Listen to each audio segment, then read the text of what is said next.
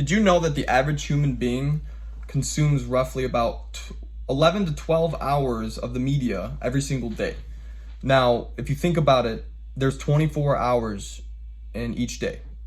That's damn near half of your day consumed by social media, whether that be Facebook, YouTube, television, advertisements, anywhere. Anything regarding the media, almost half of our day, every single day, is spent regarding that.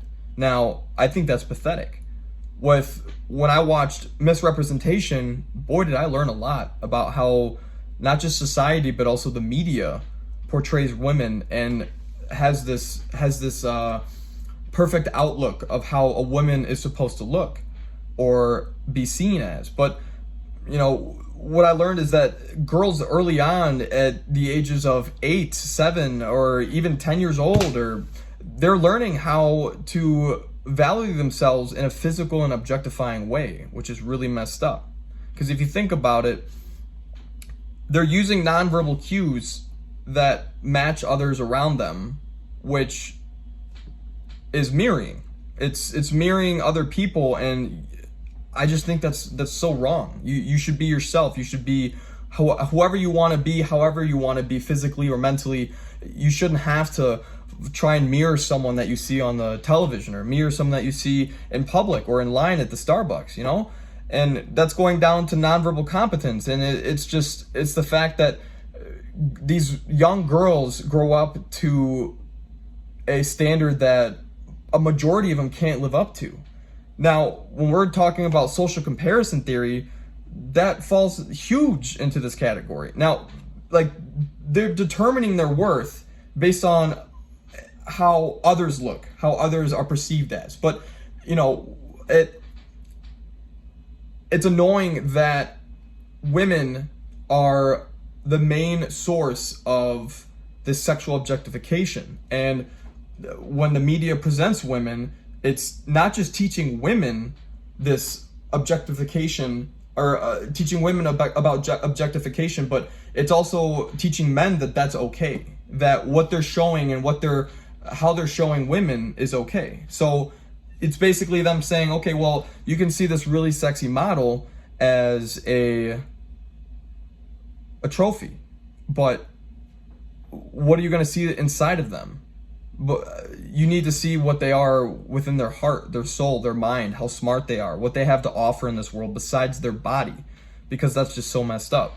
Now, this causes humans to constantly evaluate themselves, not just women, but men too, because they're comparing themselves to everyone else around them when it comes to wealth, attractiveness, intelligence, and success. Now, a lot of girls have started to make OnlyFans because they want to make money by showing off their body. That falls around the same category.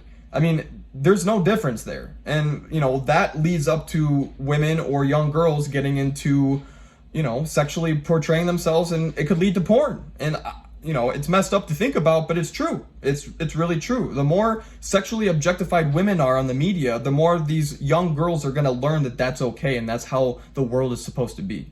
And that's how they are supposed to be.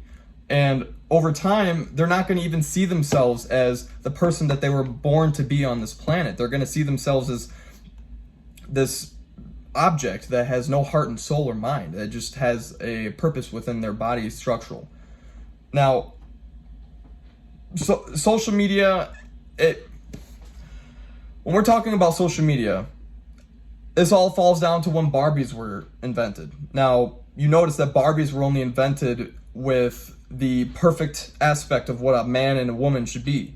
Thin body, big boobs, big ass, and perfect face, blonde hair, long hair, etc. But, even then, that wasn't the media mainly. That was just a toy that was sent out by the prospects of, media blowing it up and saying, oh, Barbie dolls are here. Young girls, you should be playing with these Barbie dolls. And all these young girls are getting the idea that, oh, this girl, her name. But none of these girls have bigger waists or a bigger body. None of them have a wider face. None of them have short brown hair. None of them have bald heads at all. It's this perfect standpoint of how a young girl grows up to view that most valuable women are thin, have a nice body when it comes to boobs and ass, and have a perfect smile, Botox, cheeks, long hair.